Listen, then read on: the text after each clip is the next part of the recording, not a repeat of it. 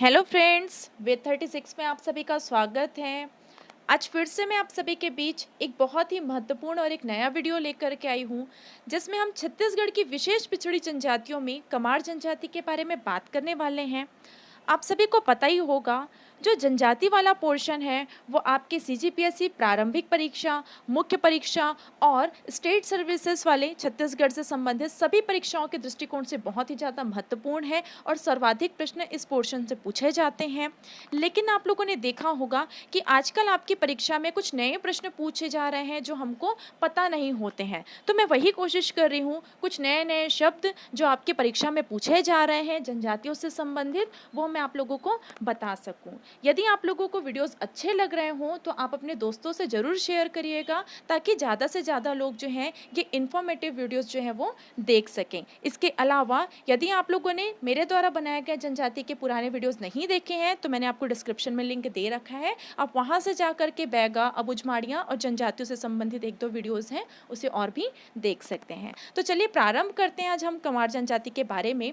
सबसे पहले यदि हम बात करें कि कमार जनजाति की उत्पत्ति कहाँ से हुई है, तो याद रखिएगा, जो कमार हैं उनकी उत्पत्ति मैनपुर विकास खंड के देवडोंगर ग्राम से हुई है। ऐसा मानते हैं कि देवडोंगर ग्राम में ही कमार जनजाति की उत्पत्ति हुई है। ठीक है, लेकिन यदि हम इनके निवास स्थान के बारे में बात करें कि कमार का निवास स्थान क्या है, तो कमार जनजाति जो है वैसे तो छत्तीसगढ़ के गरियाबंद और आंशिक रूप से धमतरी जिले में रहते हैं, लेकिन गरियाबंद के बिंदा नवागढ़ तहसील में ये कमार जनजाति जो है वो विशेष रूप से निवास करती हैं।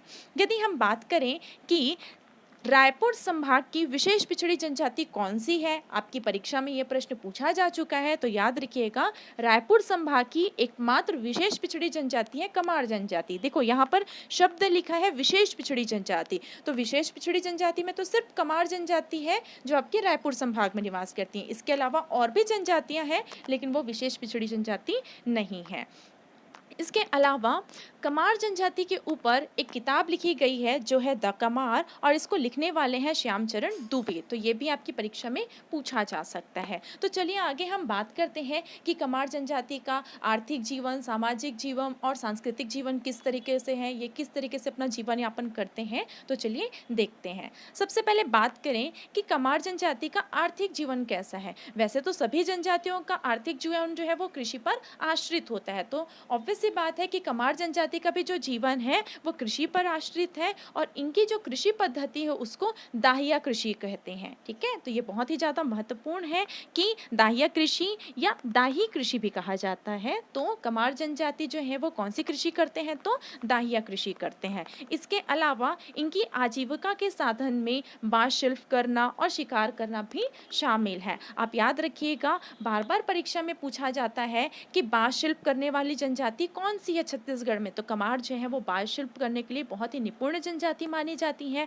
बांस की टोकरियां बनाना, झौहा बनाना, सुपली बनाना और भी बांस से संबंधित जितने भी सुंदर सुंदर जो आपकी शिल्प होती हैं वो सभी बनाने में कमार जनजाति जो है वो निपुण है।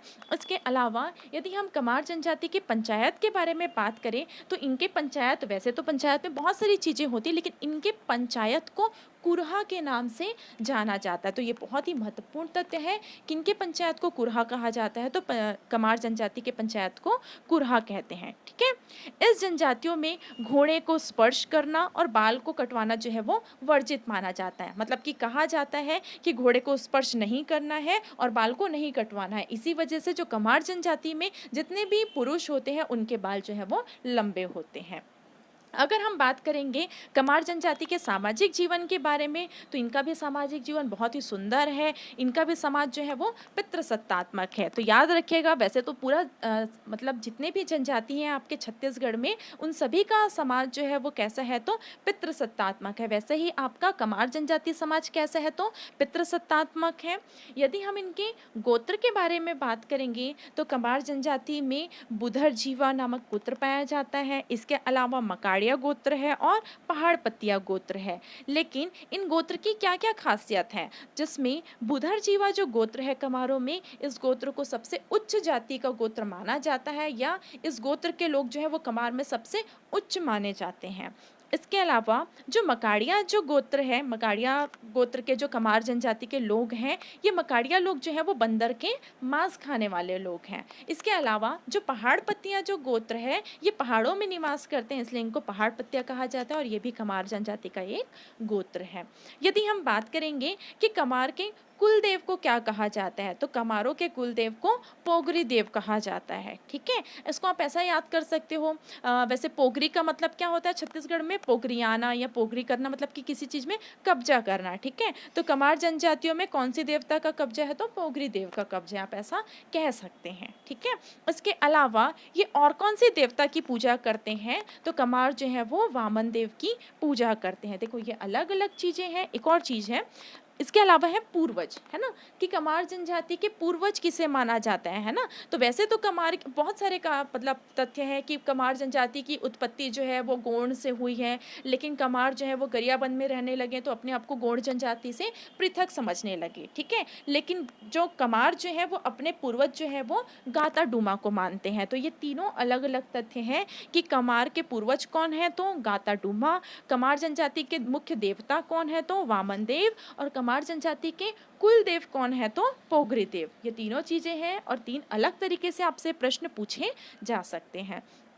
इसके अलावा सभी जनजातियों के सामाजिक जीवन में एक सामाजिक रीति होती है विवाह, और विवाह जो है वो सभी जनजातियों में बहुत विशेष रूप से होता है। वैसे ही कमार जनजाति में जो विवाह पद्धति है उसमें सहपलायन विवाह जो है बहुत ही ज़्यादा प्रमुख है, और इन सहपलायन विवाह को कमार में उड़रिया विवाह के नाम से जाना जाता है। ठीक है, तो कमार जनजाति में सहपलायन विवाह को किस नाम से जाना जाता है, तो उड़रिया। और मैंने आपको बताया था कि सहपलायन विवाह में क्या होता है, या तो वर का पूरा परिवार पलायन कर देता है, या तो वर को जो है वो अपना घर छोड़ के मतलब महिला के घर पे जो है वो निवास करना पड़ता है। ठीक है, तो इसी जनजाति में क्योंकि आपको पता है कि ये सहपलायन विवाह है, तो विवाह के उपरांत जो है वो लड़के को अपना घर छोड़ करके लड़की के घर में रहना पड़ता है। ठीक है, अब हम बात करेंगे कमार जनजाति के सांस्कृतिक जीवन के बारे में।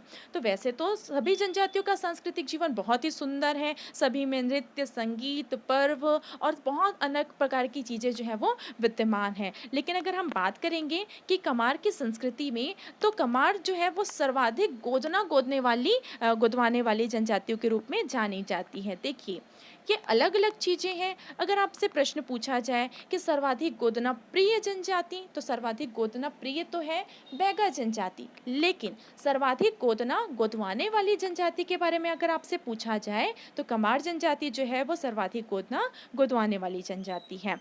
इसके अलावा अगर हम बात करेंगे कि कमार जनजाति में कौन कौन से पर्व मनाए जाते हैं, तो इनमें हरेली, नवाखानी, दशहरा और दिवाली जैसे पर्व मनाए जाते हैं। वैसे हरेली पर्व जो है वो कमारों में बहुत ही ज़्यादा प्रमुख है, क्योंकि ये कृषि प्रधान जनजाति है, इनका जीवन जो है वो कृषि पर आश्रित है। और आपको पता है कि जो हरेली या हरियाली का पर्व है वो किसानों के लिए बहुत ही ज़्यादा महत्वपूर्ण या प्रथम त्यौहार माना जाता है। इसके अलावा अगर हम बात करें कि पूर्वजों के गांव की मिट्टी को कमार जनजाति में क्या कहा जाता है, तो इसमें मांगर माटी के नाम से जाना जाता है। बहुत ही ज़्यादा महत्वपूर्ण है। किसी जनजाति में आपको पूर्वजों की गांव की मिट्टी के बारे में नहीं मिलेगा, लेकिन कमार में ऐसा बोलते हैं कि इनके जो पूर्वज हैं गाता डूमा है ना, उनकी उत्पत्ति उनसे हुई है, तो उनके गांव की मिट्टी को क्या कहा जाता है, तो मांगर माटी के नाम से जाना जाता है। कमार जनजाति में जो तंत्र मंत्र को जानने वाले मतलब फूक जार करने वाले जो पंडित होते हैं है ना, उनको क्या बोलते हैं, तो बैगा बोलते हैं। मतलब जो बैगा जो होते हैं वो इस जनजाति में तंत्र मंत्र को जानते हैं, मतलब उनको दवाई देते हैं, उनके वैद्य के रूप में काम करते हैं। इसके अलावा कमार जनजाति में घर पर अगर मृत्यु हो जाती है तो ये जनजाति जो है वो अपना पूरा घर त्याग देते हैं। तो ये बहुत ही ज़्यादा महत्वपूर्ण है। कमार में मृत्यु के पश्चात क्या कर देते हैं, संपूर्ण घर, तो अगर घर पे मृत्यु हो तो संपूर्ण घर का इन लोग त्याग कर देते हैं।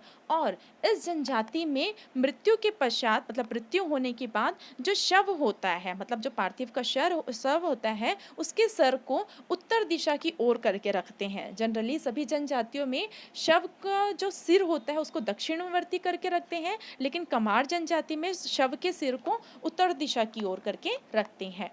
और ये जो कमार जनजाति जो है वो मृत्यु होने पर 3 दिन तक जो है वो शोक मनाते हैं। तो ये तो थी आपकी कमार जनजाति के बारे में कुछ बहुत ही महत्वपूर्ण इन्फॉर्मेशन, जो आपके मुख्य परीक्षा, प्रारंभिक परीक्षा और आने वाले सभी परीक्षा के दृष्टिकोण से बहुत ही ज़्यादा महत्वपूर्ण है। यदि आप लोगों को ये वीडियो अच्छा लगा हो तो आप मुझे कमेंट करके ज़रूर बताइएगा। धन्यवाद।